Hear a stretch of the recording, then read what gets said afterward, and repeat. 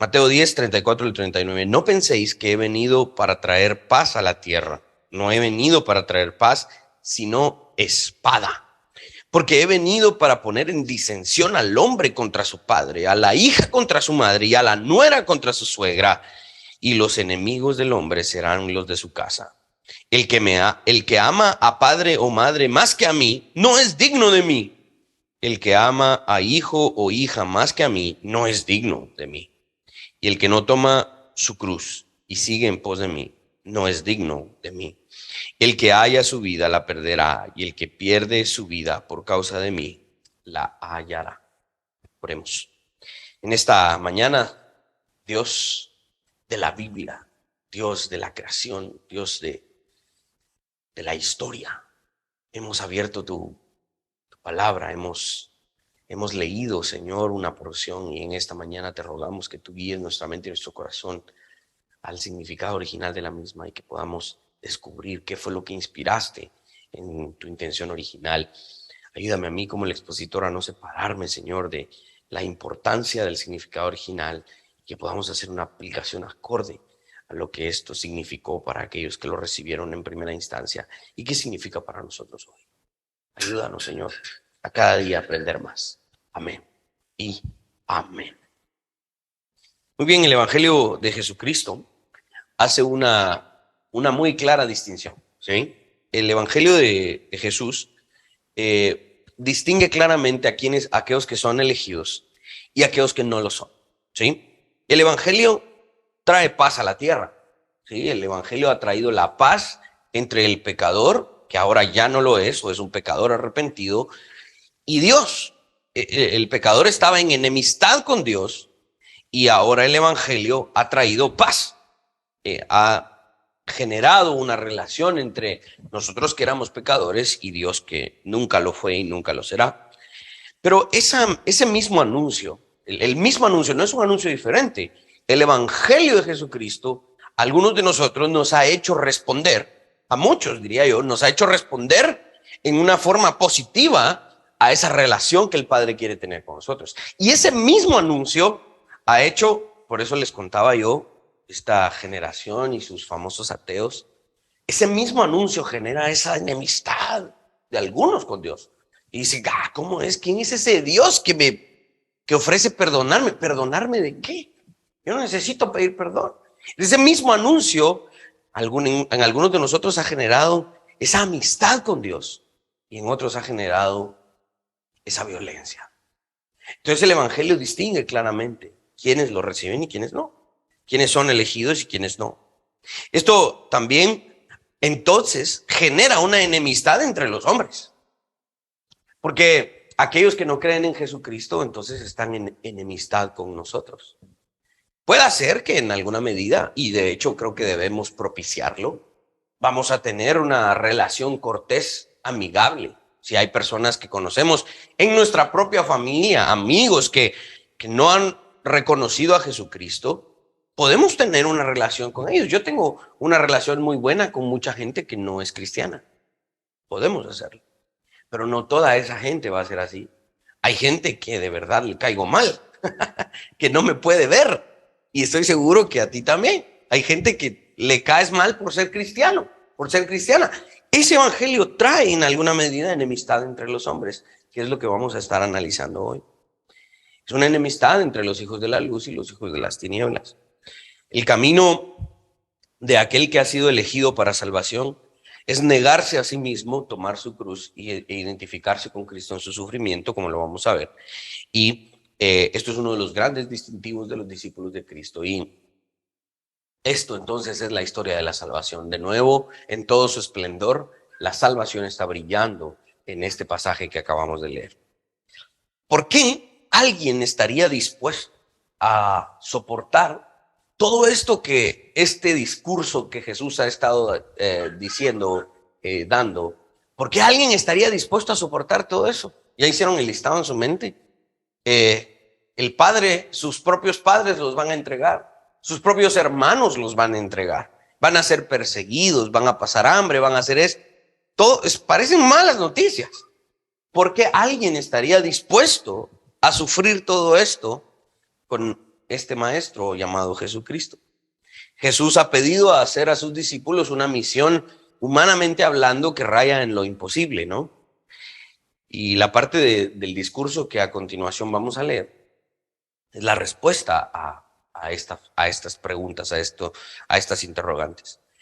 Jesús inicia esta parte del discurso en el verso 34 diciendo: no penséis que he venido a traer paz a la tierra. No he venido a traer paz, sino espada. ¿Sí? Jesús explica esta frase, uno de los resultados del anuncio del reino. Cuando los discípulos iban a anunciar el reino de los cielos, la venida del reino, en efecto, es una buena noticia de salvación. Al final, el final de la enemistad entre el pecador y Dios, hay una unión de nuevo y entonces esta unión es paz. Sin embargo, esto tendría un efecto en los que rechazan este mensaje, como yo lo decía al inicio. En otras palabras, habrían relaciones humanas después del anuncio del reino, relaciones humanas que en vez de experimentar paz, iban a experimentar la guerra. Por otro lado, la respuesta de aquellos que rechazan al Hijo de Dios, el mensaje del reino, crearía en los enemigos una hostilidad. En algunos de nosotros, en muchos de nosotros, cuando el mensaje del reino llegó a nuestra vida, generó en nosotros una buena actitud, ¿no? Una buena forma de dirigirnos al Padre. Pero en mucha gente este mismo mensaje genera hostilidad. Se enojan más de lo que ya están. El mundo rechazaría a Jesucristo tan violentamente, a él y a su reino, que los hombres y las mujeres se dividirían por la causa de Cristo. En ese sentido, Jesús también causa división, ¿sí? Y eso no es algo malo, porque el mensaje del reino en sí mismo es bueno, ¿sí? Intrínsecamente el mensaje del reino es bueno, pero no es contradictorio decir que al mismo tiempo genera hostilidad en la oposición. La victoria de un equipo es fiesta, ¿no? Termina la final del mundial y uno de los equipos está celebrando, pero el otro equipo no está haciendo eso. El otro equipo está experimentando un trago amargo, ¿sí? Está experimentando violencia porque no ganaron, no es fiesta para ellos. Y eso es lo que sucede en el mensaje del reino. En ese sentido, Jesús no vino a traer paz a la tierra, como dice el texto. En el sentido simple de la frase, tal vez deberíamos interpretar lo contrario. ¿Por qué? Porque la Biblia en otros lugares dice que el mensaje del reino es un mensaje de paz. Para muestra un botón, ahí les puse Isaías 52:7, que dice: cuán hermosos son sobre los montes los pies del que trae alegres nuevas, del que anuncia la paz, del que trae nuevas del bien, del que publica salvación, del que dice a Sión: tu Dios reina. En el sentido simple de la frase, el anuncio del reino es un anuncio de buenas nuevas y de paz. Pero eso es a los oídos de aquellos que le reciben. A los oídos de aquellos que le rechazan, es un mensaje que divide, es un mensaje que corta, ¿sí? Que genera hostilidad. Y eso no es contradictorio y no es mal. Al contrario, es la historia del evangelio. En este momento, Jesús no está hablando en el sentido simple del mensaje. ¿Por qué? Porque debe ser interpretado en el contexto de lo que él está hablando, y el contexto el contexto en el que él está hablando es un contexto de persecución, es un contexto de una nación que está decididamente a rechazarlo. Por lo tanto, Jesús no ha traído paz en ese sentido, sino que el mensaje del reino sirve también para condenar a aquel que no ha sido elegido. Esto es bien importante y lo estoy enfatizando bastante porque ustedes se van a encontrar con la objeción que mucha gente tiene y dice: es que la Biblia se contradice, porque dicen que el mensaje de salvación es buenas nuevas, pero aquí Jesús dice: no he traído paz a la tierra, he traído espada. Ay, entonces, ¿no que había traído buenas nuevas? Pues, ¿no que había traído salvación? Sí, él ha traído salvación a sus elegidos. A los que le rechazaron, les trajo esto, les trajo guerra. Y dice, utiliza la palabra espada. No he traído paz, sino espada. En aquel entonces, y hoy ya no tanto, pues, pero en aquel entonces, la espada era el símbolo por excelencia que representaba la guerra. De hecho, era el instrumento principal para hacer la guerra. En un sentido más amplio, la paz que Dios trajo, que Jesucristo trajo, es una paz para sus elegidos, ya que estarían en paz por la eternidad con el Señor. Pero la espada era para el pecador y su pecado, ¿sí? Y la guerra en la cual el pecado sería destruido en la tierra. ¿Ustedes creen que cuando Jesús vino a lidiar con sus elegidos y a darles salvación, lidió con ellos de la misma manera que con el pecador? No. Con el pecador que lo rechaza, con el pecador que está empedernido en contra de él, a él no lo trata igual que a sus elegidos, a él lo condena y la espada lo destruye, que es la espada del Espíritu. Dios, cuando lidia con el pecado, no lidia de la manera en la que lidia con aquellos que son salvos. Cuando lidia con el pecado, lidia de manera dura, de manera imponente, se impone sobre el pecado, pero al salvo lo atrae con gracia y con misericordia. No es contradictorio, hay que entenderlo en su contexto. El discurso sigue, versículos 35 al 37, porque he venido para poner en disensión al hombre contra su padre, a la hija contra su madre y a la nuera contra su suegra, y los enemigos del hombre serán los de su casa. Díganme si esto no es común, ¿verdad? Más la nuera contra su suegra. Qué difícil eso, ¿no? Aquí Jesús está citando al profeta Miqueas. De hecho, está citando Miqueas 7, versículo 6. Es casi literal la cita que Jesús hace. Jesús dice que el anuncio del reino provocaría una respuesta hostil en los contrarios, ¿no? Ahora pasa a describirlo de una manera perfecta. ¿Cómo se va a ver? ¿Cómo vamos a saber que la gente responde mal al anuncio del reino? Bueno, cuando ustedes empiecen a ver que los hijos se empiezan a pelear contra los padres, que las hijas se empiezan a pelear con las mamás, que las nueras se empiezan a pelear contra sus suegras, ustedes van a ver que esto es la respuesta al mensaje del reino. Y por favor no pierdan de vista el contexto.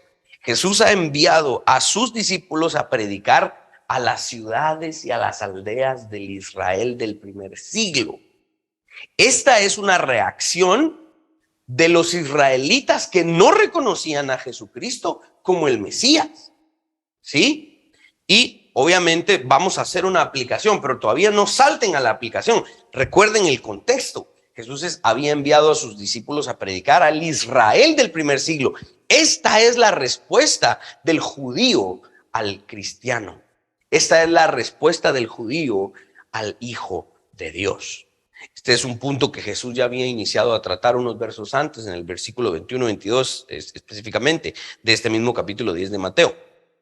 Ahora, la cultura judía, uno de los grandes distintivos de la cultura judía, no solo en el primer siglo, sino que siglos anteriores, es que la lealtad familiar era un asunto muy serio en la cultura judía. O sea, de verdad, la lealtad familiar era un asunto de verdad que se tomaban muy en serio. La honra a los padres era un asunto incluido en la ley moral y en la ley civil, ¿sí? O sea, aquel que no honraba a su padre y a su madre tenía un castigo civil. O sea, el padre y la madre podían llevar a su hijo a la puerta de la ciudad y decirle a los ancianos, miren, señores ancianos, este hijo que tenemos es glotón, es borracho, no nos honra. Hoy en Guatemala, si llevamos a un hijo malcriado ante un juez, no le va a hacer mayor cosa. Aquí en Guatemala es, mire señora, mire señor, llame a un psicólogo o métale un par de cinchazos o no sé qué, o enciérrelo. Y la autoridad civil en Guatemala hoy no haría mayor cosa por la deshonra de los hijos a los padres. Porque no es una cultura, lamentablemente, en donde la lealtad familiar en Guatemala no se ha cultivado. En el antiguo Israel, La deshonra de los hijos a los padres era un crimen. No solo era un pecado, era un crimen. ¿Y qué había que hacer con ese hijo que no hacía caso? Había que apedrearlo. Era un castigo civil. Para que aprendan todos los demás jóvenes que a los papás no se les falta el respeto. Entonces era una cultura muy seria. Cuando hablamos de que el hijo se tornaría en contra del padre, la hija en contra de la madre, la nuera en contra de la suegra, estamos hablando aquí, esta profecía del profeta Miqueas, estamos hablando de que de verdad eran los últimos tiempos para esa nación. Porque si se llegó a corromper la lealtad familiar, wow, esto está perdido. Este es el anuncio, no es tan sencillo como lo leemos. Hay que ponerse en los zapatos del judaísmo del primer siglo para decir, de verdad, si la lealtad familiar se rompía, era porque la nación estaba ya podrida. Imaginen lo que estamos viendo acá. Este asunto de la lealtad familiar era cultivado desde la niñez, ¿sí? Y tanto hombres como mujeres deberían comprender de que traicionar a la familia, a los miembros de la familia, era uno de los pecados más horrendos que se podían cometer, ¿sí? Era una de las cosas más aborrecibles. Por ejemplo, yo me pongo a leer un extracto de la biografía de Roberto Arzú, ¿verdad? Álvaro Arzú, perdón, del que fue presidente, ¿no? Y él cuenta su historia cuando le trajeron el caso de aquellos hombres que habían violado a aquellas niñas, y él empezó a describir que en el reporte los cuates habían metido a las pobres niñas, le habían metido la cabeza en unos hormigueros y la gran... Él cuenta unas atrocidades, y yo cuando leía eso decía, qué terrible eso, ¿verdad? Le provoca a uno asco. Ese es el sentimiento del primer siglo cuando decían, el joven va a traicionar a su papá. ¡Qué horrendo! ¡Qué terrible! A nosotros hoy nos parece, el patojo es malcriado. Todas las familias tienen un patojo malcriado. Ya nos parece algo superficial. Pero el punto acá era, ¡qué horrendo! Esto era lo que estaba tratando Jesús con ellos, ¿sí? En ciertas películas, por ejemplo, ustedes miran las películas, por ejemplo, de la mafia o de estos famosos carteles de la droga, ¿no? Incluso el código de no traicionar a la familia se respeta ahí entre los delincuentes, ¿verdad? Las películas estas del Padrino y todo eso, ¿verdad? No, ¿verdad? Es familia. Ella es la mamá de tus hijos. Por mucho que te haya faltado, no la puedes tocar. Y hasta la mafia tenía su código para no traicionar a los miembros de su familia. Para vergüenza nuestra, en alguna medida, como cristianos hoy modernos, debemos de voltear a ver de verdad que estos códigos, muchas familias cristianas los han traicionado. Y hemos de aprender que no es cosa tan superficial o pasajera la que hoy lamentablemente vemos como una costumbre en muchas familias, ¿sí? Si alguien se atrevía a romper este código en el Israel antiguo, era merecedor de un castigo grande, porque esto no se debía hacer. En ese sentido, entiendan ese contexto. El mensaje del reino era un mensaje entonces que provocaba esto. ¡Ah! ¡Qué terrible! ¿Por qué? Porque de hecho, vamos a ver un poco sobre las enseñanzas rabínicas del primer siglo. La única instancia en la que se podía traicionar a la familia era si el Dios de la nación pedía lealtad por sobre la familia.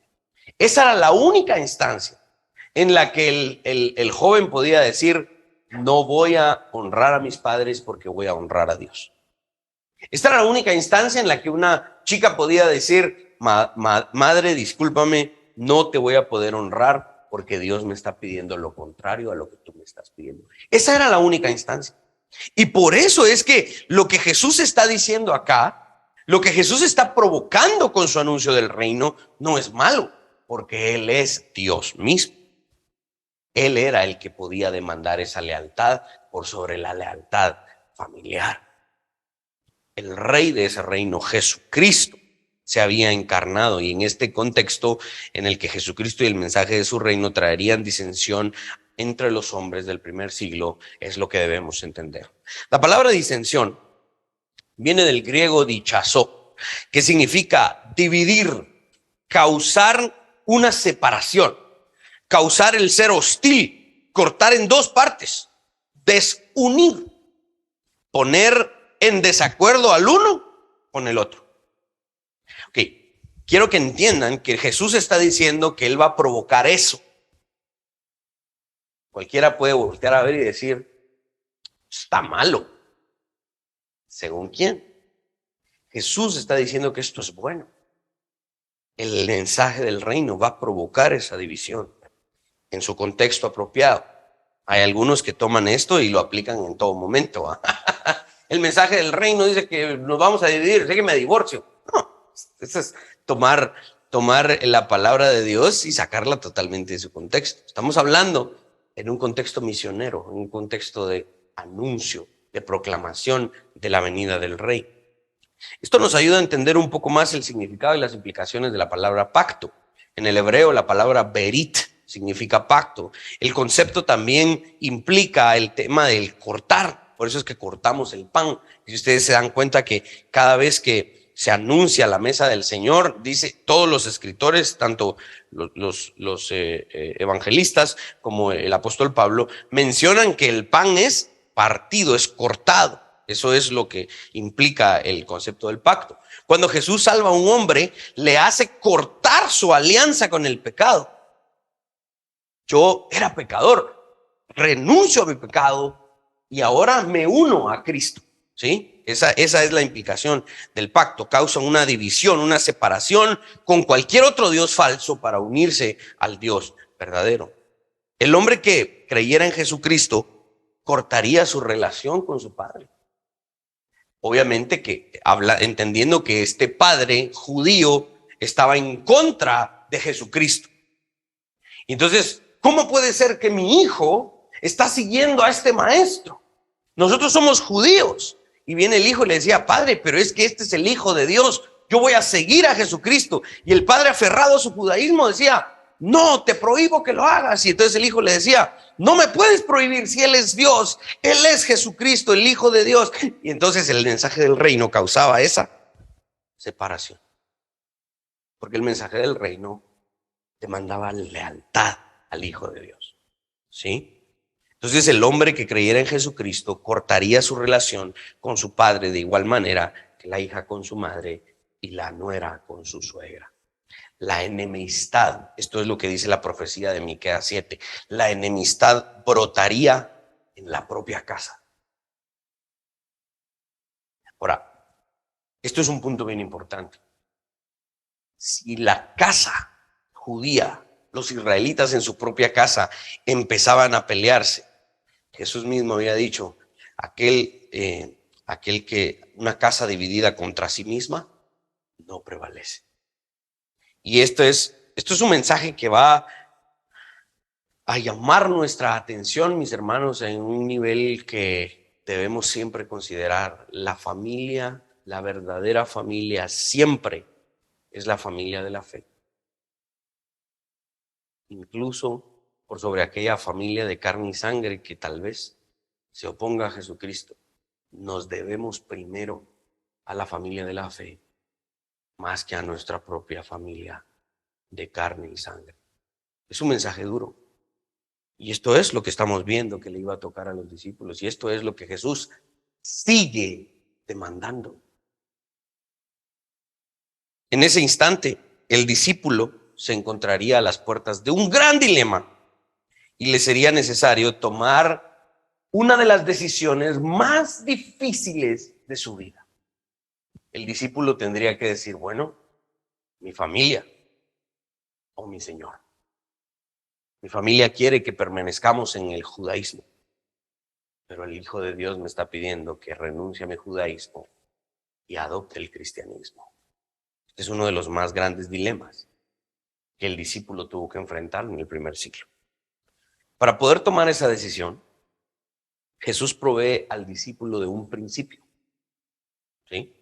Esto que vamos a leer ahorita, los versículos 37 y 38, deseo resaltar que no son una respuesta, un truco, no es una frase bonita. No, lo que vamos a leer aquí es un principio del reino de Dios.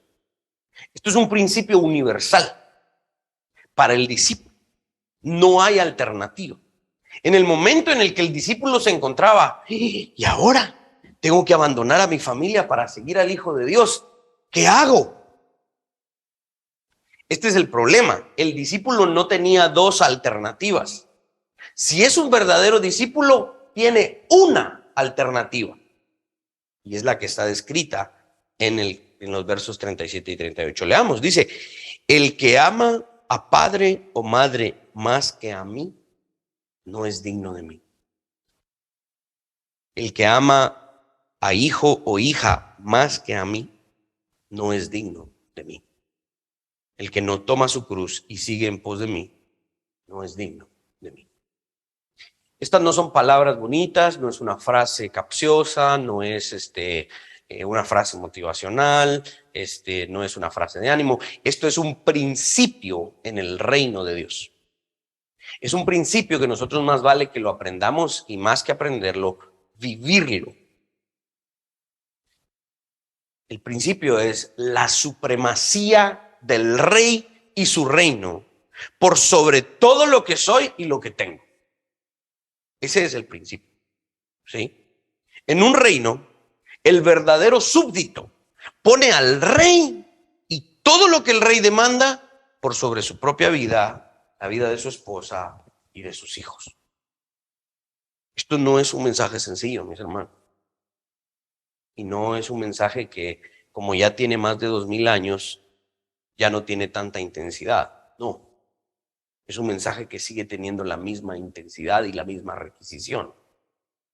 El rey ha venido y él demanda que yo le ame a él por sobre todo. Este es el principio que gobierna el reino de Dios. En ciertos lugares a lo largo de la historia,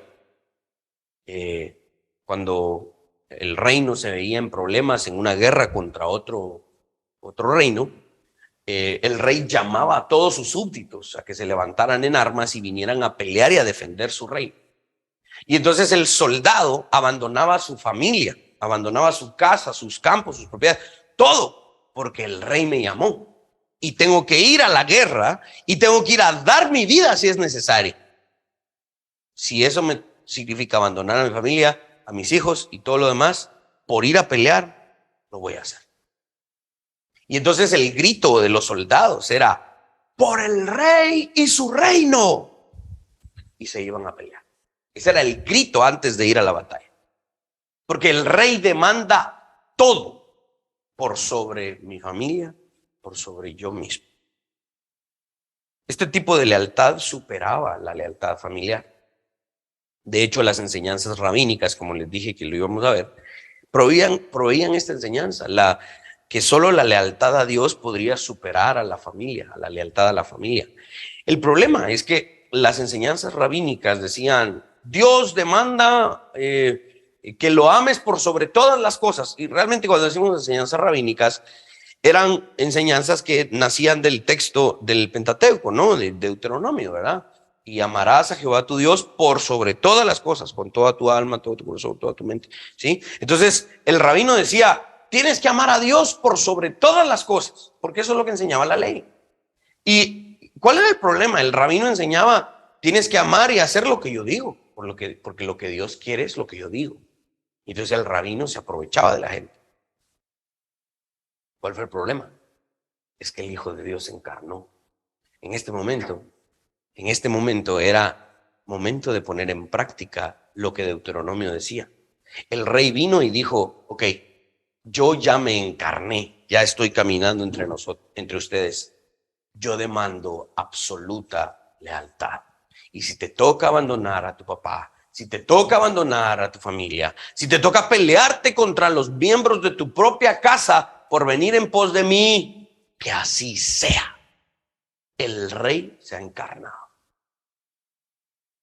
Ya no era tiempo solo de leerlo, era momento de ponerlo en práctica. el texto, bueno, había llegado el momento en el que el Dios de los escritos sagrados se había encarnado y el discípulo debía obedecer sin reservas. El texto dice que aquel que ama más a su familia que al rey, entonces no es digno del rey. La palabra digno, que se traduce aquí al español como digno, viene de un vocablo griego que se dice axios. Axios significa meritorio, tener peso. Dice, digno de la comunión de uno y de las bendiciones relacionadas con esto. Aquel que no aborrece a su padre, a su madre, a sus hijos, y ama más a Jesucristo, no es digno de la relación con Jesucristo ni de las bendiciones de esa relación con Jesucristo.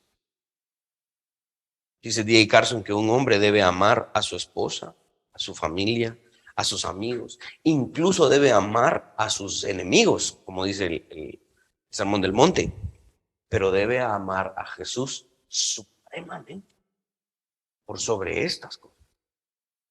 Una de las cosas que yo hablaba con Cindy, que hablábamos con Cindy antes de casarnos, era que, mira, Cindy, tú tienes que amar a Jesús más que a mí. Yo tengo que amar a Jesús más que a ti. Es la única manera en la que nos vamos a poder hacer felices el uno al otro. O sea, no podemos hacer feliz a nuestro cónyuge a menos que amemos que lo amemos en segundo lugar. Eso suena contradictorio, pero no lo es. O sea, yo sí estoy esperando que si un día yo le pido algo a Cindy que va en contra de lo que Jesús ha demandado en su palabra, yo esperaría que Cindy obedeciera a Jesucristo y no a mí. Si un día Cindy me pide algo que va en contra de lo que Jesús me ha pedido, yo no voy a hacer lo que ella me pide porque Jesús me ha pedido una cosa diferente. Esta es la forma en la que hemos de vivir, porque esto es lo que el rey demanda. Y aquí Jesús aprieta más la tuerca de su requisición para que el discípulo comprenda la magnitud de la lealtad que Jesús está demandando. Y dice que el que no toma su cruz y va en pos de él, no es digno de él. Una cosa era demandar lealtad, ¿sí? Miren, aquí voy construyendo mi argumento basado en lo que se entiende del contexto del primer siglo. Una cosa era abandonar a tu papá, a tu mamá, a tus hermanos por la causa de seguir a Jesús. Eso es algo difícil. Pero ahora Jesús dice, bueno, para que me entiendan hasta dónde llega el asunto, ustedes tienen que tomar su cruz y seguirme. Ok. ¿Qué significaba eso? La palabra cruz viene del griego stauros. Estrictamente era una viga transversal, ¿sí? Es una viga transversal puesta en la parte superior de una viga vertical, ¿no? Oye, incluso el dibujito que les mandé ayer es como una T minúscula, ¿verdad? Pero realmente era una T mayúscula. La cruz era una T mayúscula, no tenía esa partecita arriba, sino que era una como T mayúscula. Y esta viga era cargada por el criminal, desde un lugar hasta el lugar en donde iba a ser crucificado. O sea, el criminal tenía que cargar con el propio instrumento de su condena, ¿sí? Y era bien conocido este instrumento de la cruz como el castigo más cruel e ignominioso, vergonzoso del primer siglo. Esta costumbre no era solamente de los romanos, sino que también era aplicada por los fenicios y en alguna literatura parece que los mismos griegos lo pusieron en práctica en algún momento. Y obviamente los romanos fueron los que utilizaron más esta forma de castigo cruel, no solo cruel, sino vergonzosa, ¿sí? A esta se le adscribieron entre los romanos hasta la época de Constantino el Grande. Los criminales más culpables, en particular los esclavos más viles, los ladrones, los autores y cómplices de insurrecciones, y ocasionalmente en las provincias a voluntad arbitraria de los gobernadores rectos, y también hombres pacíficos, y hasta los mismos ciudadanos romanos aplicaban este castigo para no solamente para que le doliera al criminal, sino para exponerlo como lo más vil y vergonzoso que existía en el imperio. Era un castigo para la vergüenza. La crucifixión era una muerte violenta, dolorosa y humillante por medio de una tortura lenta. El criminal condenado llevaría en su espalda esta viga horizontal de la cruz hasta el lugar de su ejecución, generalmente en medio de una multitud antagónica y burlona que se estaban burlando de él mientras caminaba con el propio instrumento de su ejecución. Y en este versículo significa un camino vergonzoso y doloroso hacia una ejecución espantosa. Entonces Jesús dice, sí, abandonen a su familia si ellos no quieren venir en pos de mí, vengan ustedes en pos de mí y abandonen a su familia. Jesús, esto va a estar difícil, pero está bueno, pues va, está bueno, lo vamos a hacer. No se queda ahí. Una vez abandonan a su familia, toman su cruz. Este camino vergonzoso, duro y doloroso, lo van a tomar ustedes conmigo. Calvino comenta, recordemos esta condición que Cristo somete a todos sus discípulos a la cruz. Tú y yo hoy estamos sometidos a la cruz. Pero tengamos presente también este consuelo, que el llevar la cruz significa que somos compañeros de Cristo. Qué maravilla. Jesús no estaba demandando que sus discípulos se convirtieran en criminales, no, porque la cruz era solo para los criminales. Jesús no era un criminal, al menos no a los ojos del Padre, era un criminal a los ojos del imperio. Y entonces Jesús le estaba diciendo a sus discípulos, ustedes van a ser criminales a los ojos del imperio junto conmigo. El énfasis de esta requisición se encuentra en la magnitud de la lealtad requerida por el rey. ¿Estás dispuesto a ser echado de tu casa? Sí, voy a tener que buscar a dónde irme a vivir porque mi familia ya no me quiere. Va, no solo eso, sino que ahora vas a ser también una de las personas más odiadas por la sociedad. No solo por tu familia, sino por la sociedad. El discípulo no sería solo rechazado por su familia. El discípulo, si realmente era leal al rey, tenía que estar dispuesto a cargar con su vergüenza y ser identificado con su maestro en el camino del rechazo social. Cuando yo estaba allá por básicos, había esta broma del famoso recha. No, es que aquel es el recha. ¿Qué es el recha? El rechazado, ¿va? El que no caía bien, el que no era de este grupo, no lo escogían cuando escogíamos para ir a jugar fútbol, a ese no era el rechazado, ¿va? Todos nos juntábamos a comer pizza, díganle a aquel, no le digan a aquel porque aquel es el recha. Y algunos dicen, sí, es que yo era el recha, y es un motivo como de burla, ¿no? Y hasta el mismo recha se ríe, sí, yo soy el recha, se reía. No, esto no es un chiste, lo que estamos leyendo aquí no es un chiste. Cuando Jesús dice, ustedes van a ser los rechas, ustedes van a morir conmigo. Ustedes van a ser avergonzados junto conmigo. Entonces Jesús entiende en la posición en la que ha puesto a sus discípulos. Entonces sus discípulos se quedan así como, híjole, esto está duro. Estoy seguro que quiero ser discípulo de Jesús. O sea, esto que me tocaría entonces, está fregado. No es cualquier cosa. ¿Y ahora qué hago? Entonces Jesús finaliza esta parte del discurso con una paradoja sublime. Esta es una literariamente esto es lo que se conoce como un quiasmo.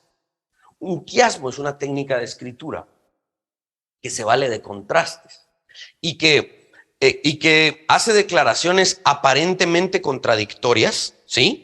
Estas declaraciones son aparentemente contradictorias, pero con los lentes correctos no es que sean contradictorias, sino que se complementan. Es como la mano izquierda es totalmente lo contrario a la mano derecha. Si ustedes se dan cuenta, los dedos están totalmente del otro lado. Las manos se contradicen, pero a la hora de saberlas utilizar, hacen sentido y se pueden. Si tuviéramos dos manos iguales, con los dos dedos para el mismo lugar, sería extraña la cosa, ¿no? ¿Cómo tocaría yo el piano, por ejemplo? ¿Verdad? No, o sea, las manos tienen que contradecirse. Entonces, aquí el verso 39 es lo que se conoce como un quiasmo, es una serie de frases de contraste y funciona de la siguiente manera. La primera frase contrasta con la última y la segunda frase contrasta con la penúltima, ¿sí?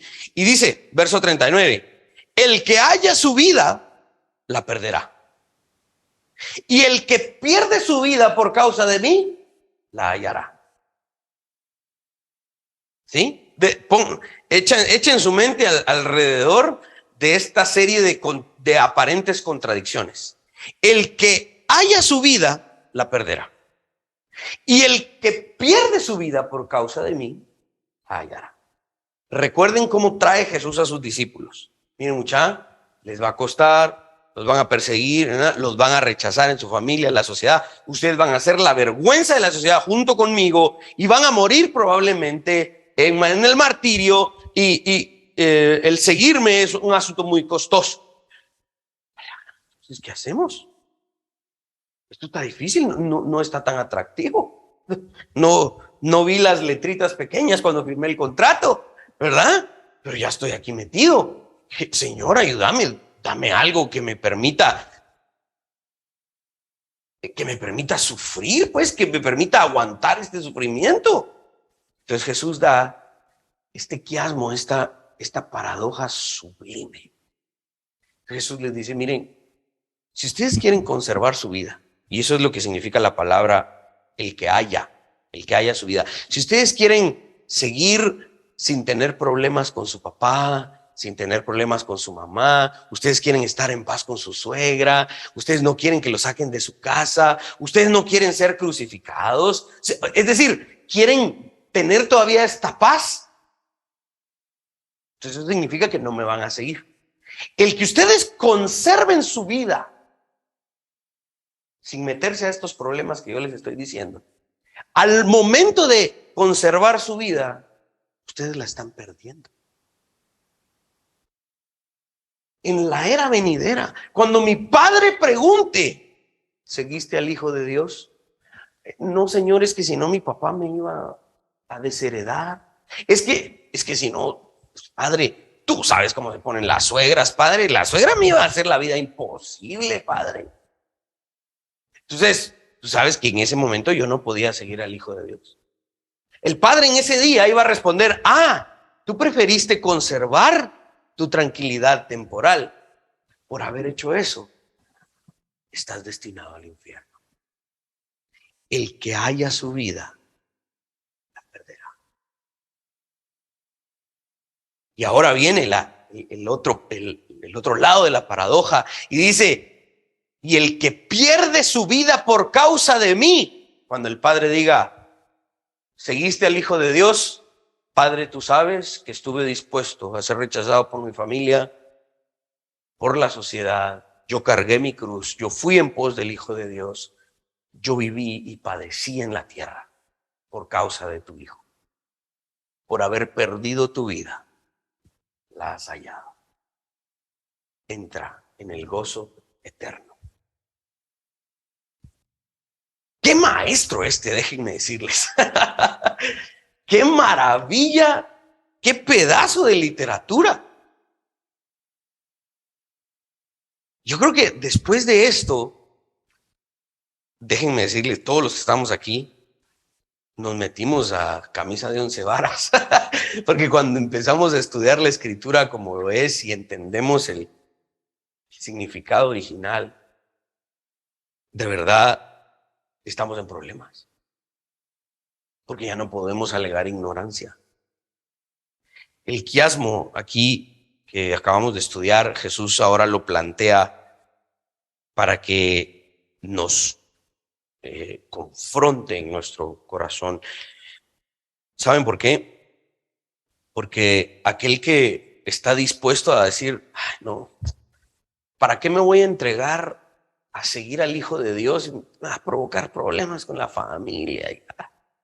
¿Para qué me voy a meter a todo eso? Dice alguien. El guardar esa supuesta paz, mis hermanos, era arruinar su vida. Eso es lo que significa la palabra perder la vida. Arruinarla, desperdiciarla, destruirla, solo por estar en paz con la familia y estar en enemistad con Cristo. Y ese es uno de los grandes problemas de este cristianismo moderno. Quieren buscar un punto medio en el que estoy en paz en mi vida y también estoy siguiendo al Hijo de Dios. De alguna manera logro mantener el equilibrio. Todos me aman y yo también sigo al Hijo de Dios. Este es el problema en la Escritura. No encontramos tal punto medio. No existe esa neutralidad. O es amar al Hijo de Dios con todo lo que soy y lo que tengo, aunque me provoque perder mi vida, aunque me provoque tener conflicto en mi familia, aunque me provoque tener conflicto con mi suegra, con mi mamá, con mi papá, aunque me complique la vida acá. Pero si estoy siguiendo al Hijo de Dios en verdad, eso es hallar mi vida. ¿Saben qué es lo que pasa, mis hermanos? Porque una vida que no le es leal al Rey no es vida.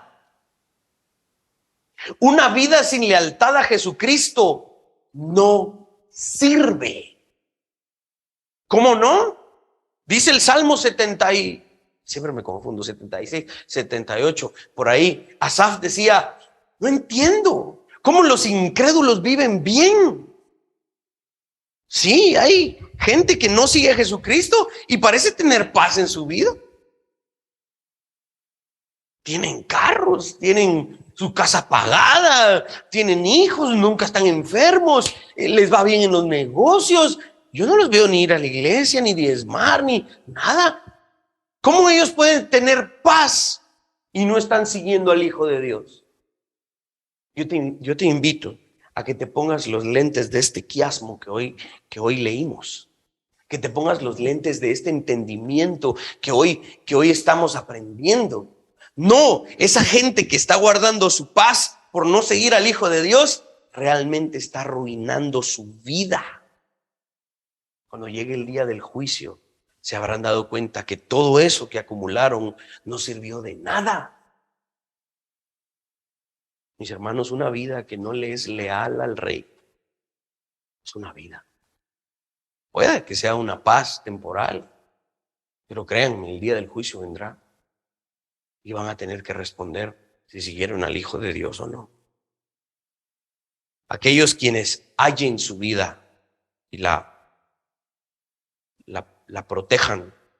La expresión clásica griega significa ganar, preservar la vida. Esos que viven para sí mismos y se rehúsan someter a las demandas del discipulado cristiano, realmente perderán su vida en la era por venir. ¿Cómo aplicamos esto? La respuesta al Evangelio, número uno, no siempre es pacífica. Puede que algunas veces, más que algunas, de verdad muchas, la gente se torne hostil a la presentación del Evangelio.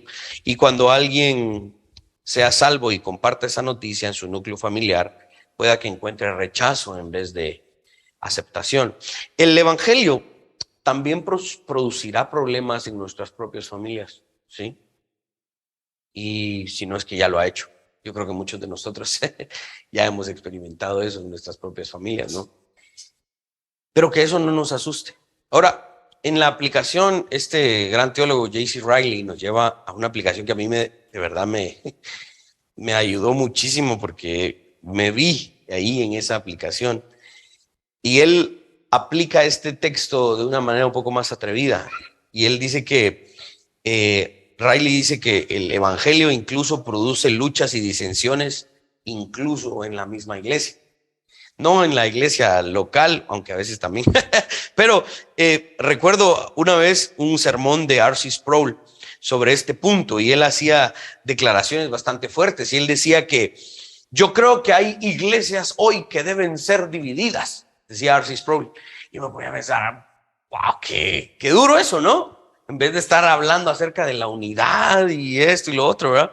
Pero R.C. Sproul decía que si hay un liderazgo en la iglesia o en una denominación que se rehúsa a corregir su falsa doctrina, su mala doctrina, y está claramente actuando, obrando, enseñando en contra de lo que la Escritura dice, esa denominación tiene que ser confrontada, ese liderazgo tiene que ser confrontado, y se tiene que marcar la diferencia entre los que quieren aferrarse a la falsedad y aquellos que quieren aferrarse a la Escritura.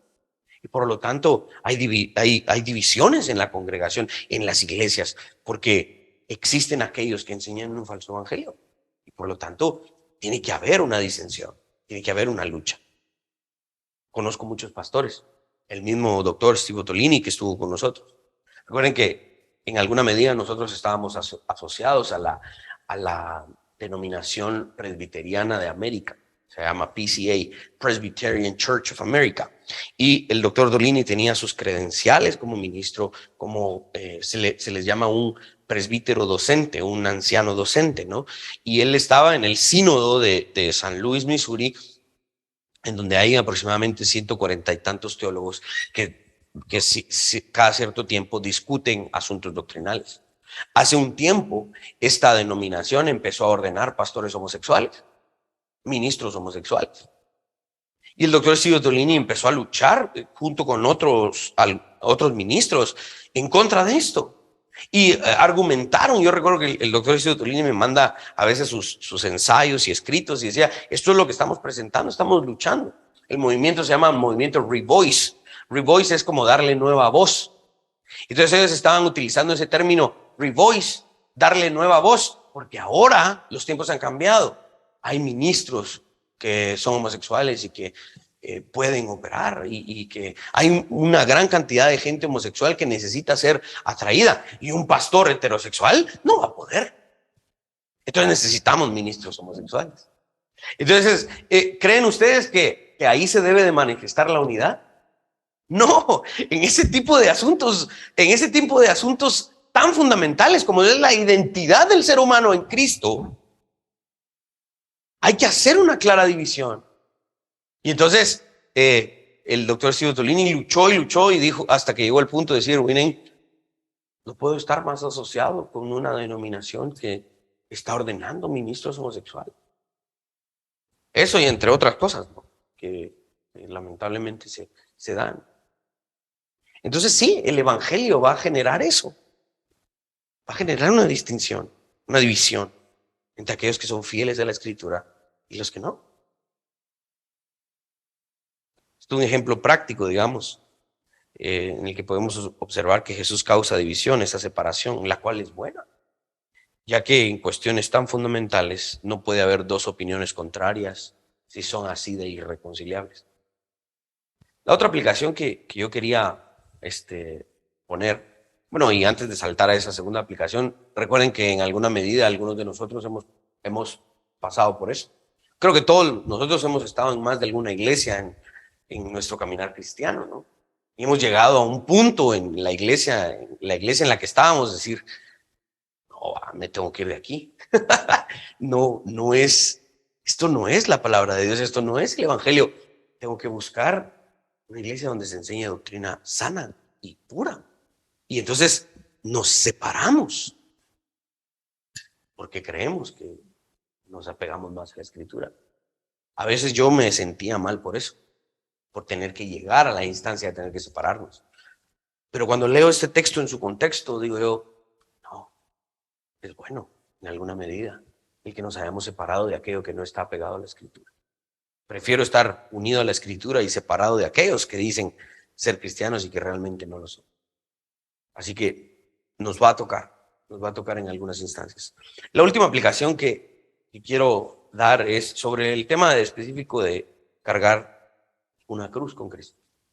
Ahí les puse una frase de precisamente J.C. Riley, dice, aunque el cristianismo ofrece una corona al final, también trae una cruz en el camino. Mientras llegas a esa corona allá en la patria celestial, en este camino probablemente te tocará cargar una cruz. La pregunta es, ¿acompañaremos a Cristo en ese mismo camino? Muchos cristianos olvidan que el cristianismo implica cargar una propia cruz, identificarse con Cristo y también ser rechazados por la familia y la sociedad.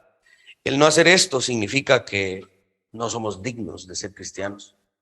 Allá en Atitlán, era San Juan o San Pedro Atitlán, estábamos dirigiendo alabanza con los chicos de Sinapsis, ¿verdad? Y el conferencista era el doctor Ormachea, famoso doctor Ormachea ahí en la radio cultural, ¿no? Lo habían traído de allá de Estados Unidos. Y en su conferencia hizo una declaración tan genial, porque él era una conferencia de jóvenes, y él decía, jóvenes cristianos, y para y dice, disculpen, creo que les di un título muy alto. Qué duro, porque es cierto. Hice la pregunta, ¿somos dignos de tener ese título? La familia tal, es una familia cristiana. Ojalá que ese título no nos quede muy grande. Que de verdad digan, la familia Rojas, la familia Aldana, la familia López, familia Ochoa, son familias cristianas. Sí, le hacen honor al título. Se nota. ¿Por qué? Porque están cargando la cruz. Una de las primeras cosas que yo me pregunto cuando una familia dice que aquí somos una familia cristiana, yo me pongo a ver y digo, ¿dónde está la cruz que están cargando? Porque si somos cristianos, estamos cargando algún tipo de cruz. La cruz del Evangelio, la que nos identifica con Cristo. Cuando Jesús dijo a sus discípulos, el que no toma su cruz y camina en pos de mí, no es digno de mí, los discípulos sabían que Jesús estaba hablando de una muerte segura. ¿Estaríamos dispuestos a llegar a ese extremo? Y préstenme mucha atención, pongo extremo entre comillas, porque para muchos el tema de morir por Cristo hoy parece un extremo. Y quiero contarles unas pequeñas anécdotas que nos van a poner en perspectiva como cristianos de que el morir por Cristo incluso hoy realmente no es un extremo. Es de hecho un poco más común de lo que ustedes se imaginan. Si contáramos tantos testimonios de muchos misioneros que a lo largo de la historia han estado dispuestos a rendir su vida por la causa de Cristo, nos daríamos cuenta que el morir por Cristo es más normal de lo que parece. El misionero John Patton, allá en 1858, decidió ir con su esposa embarazada a unas islas que se llamaban las Islas de Nueva Hébrides. Ellos estuvieron dispuestos a entregar su vida a la misión. Estas islas es un archipiélago de muchas islas que están incluso después de Australia. Pero uno agarra el mapa y mira esos puntitos y a veces mira, allá metidos en esas islas. Entre Australia y Fiji hay un archipiélago que se llama Islas de Nueva Hébrides. Ese archipiélago estaba lleno de caníbales, gente que se comía a la gente y que adoraba ídolos. Y en su autobiografía, el misionero John Patton registra que uno de los rituales homicidas de esas tribus era que cuando un hombre se moría porque se enfermó, se cayó, lo mató un animal, se murió tal persona, ¿dónde está la esposa? Tráiganla, la vamos a estrangular. Esa era la costumbre. ¿Se murió tu esposo? Sí. Bueno, venga. La estrangulaban y también la mataban. Esos eran los ritos. 20 años antes de que John Patton decidiera ir con su esposa embarazada a hacer la misión, dos hombres llamados John Williams y James Harris de la Sociedad Misionera de Londres habían ido a estas islas. Y se cuenta que minutos después de haber llegado a las islas, los asesinaron y se los comieron. 20 años antes. Y John Patton de todas maneras dijo, voy con mi esposa. Patton sabía esto y la gente se le opuso. Sus familiares, los amigos, la misma iglesia local a la que ellos asistían, si no estoy mal, era en Londres. La misma iglesia les dijo, no vayan, estas islas están llenas de caníbales. Uno de los ancianos de la iglesia de apellido Dixon les dijo, enfáticamente: no vayan, se los van a comer los caníbales. John Patton le respondió: hermano Dixon, usted ya tiene una edad avanzada y su propio cuerpo prospecto pronto será puesto en la tumba para ser comido por los gusanos. Le confieso que si puedo vivir y morir sirviendo y honrando al Señor Jesús, no me importaría si me comen los caníbales o los gusanos. Patton llegó a las islas de Nueva Hébrides, a una isla que se llama la isla de Tana, y después de un año, cuando ya había nacido su hijo, lamentablemente el bebé murió de una enfermedad y lo estaban enterrando, ya solo quedaba él y su esposa. Muchas veces dice Patton que él estuvo al borde de la muerte por muchas enfermedades que le sucedieron. Fue amenazado muchas veces por los caníbales. Una vez un jefe de la tribu lo persiguió durante 4 horas porque se lo quería comer y lo logró evadir. Un día lo estaban culpando porque había una epidemia de una enfermedad en la isla y los caníbales lo estaban culpando a él. Un día dice que él dijo: hoy sí nos morimos, porque la casa la rodearon las tribus caníbales y estaban intentando entrar para matarlos, y él se postró y le dijo: Señor, si este es mi último día, ayúdame a morir haciendo la misión. Se llenó de valentía, abrió la puerta y salió a gritarle a los caníbales y les dijo: ¿por qué me tratan así? Yo he venido a esta isla a presentarles el evangelio, a traerles un mensaje de paz, y ustedes desde que vine están intentando asesinarme y comerme. ¿Por qué me tratan así? Vean el poder del evangelio. El jefe de la tribu dijo: es cierto, este hombre ha venido en paz y nosotros aquí solo hemos estado intentando hacerle daño. Desde ese día la tribu le dijo: perdónenos, ya no lo vamos a perseguir, no nos lo vamos a comer, nos vamos a aguantar el hambre. Nos vamos a aguantar el hambre y desde ahora en adelante vamos a pelear por usted. Y la tribu se convirtió en amiga de este misionero. El misionero John Patton envejeció en esas islas. Durante muchos años logró hacer la misión. Y al final de sus días parecía ser que no había mucho avance. Parecía ser que, a pesar de haber entregado su vida al ministerio, a la misión, la gente no se evangelizaba. Hasta que un día una isla, la isla de Aniwa, se convirtió a Cristo. Y Patton publicó el Nuevo Testamento en el idioma de las tribus. Y hasta hoy esas islas, que son las islas de Vanuatu, mantienen un eslogan, un lema que dice: en Dios estamos de pie. Esta influencia de John Patton también se demuestra en la bandera nacional de Nueva Hébrides. Esa bandera tiene varios colores: negro, verde, rojo, pero tiene una franja amarilla bien brillante. Si ustedes la buscan después en Google, según la oficina de turismo, hasta el año 2014 todavía se podía leer eso en el sitio de internet de la familia de la oficina de turismo de las iglesias de Vanuatu. Ellos decían que el color amarillo brillante de la bandera era porque simbolizaba la luz de Cristo que brillaba sobre toda la república de Vanuatu. Patton es un ejemplo en nuestros días de aquel discípulo que llevó su cruz, se negó a sí mismo y siguió los pasos de su Señor. Ok, ¿qué significa esto? Entonces, ¿yo tengo que ir a buscar una isla e irme también? No. ¿Tengo que ir a buscar un par de caníbales? No. Casi, ¿da? No. El llevar nuestra cruz no significa que tengamos que hacer lo mismo que otros hicieron, necesariamente. Alguien, no recuerdo quién, pero alguien acusaba a los cristianos y decía: miren, los musulmanes están dispuestos a morir por su fe. Se amarran bombas en su cuerpo y van y matan a los infieles porque su fe así lo dicta. Ellos están dispuestos a ir a morir por su fe. Y decía: qué vergüenza los cristianos que ni siquiera están dispuestos a vivir por su fe. ¿Tiene razón?